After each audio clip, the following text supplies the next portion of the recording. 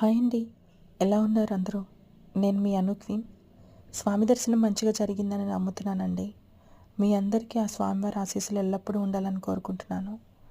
మంగళవారం 18వ తారీఖు నవంబర్ నెల సంకష్టహార చతుర్థి చేసుకోండి అందరూ.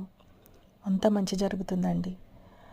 ఎందుకంటే ప్రతి విషయానికి విఘ్నం లేకుండా జరగాలి అంటే ఆ విఘ్నేశ్వరుడి ఆశీస్సులు దయ మన మీద ఉండాలండి.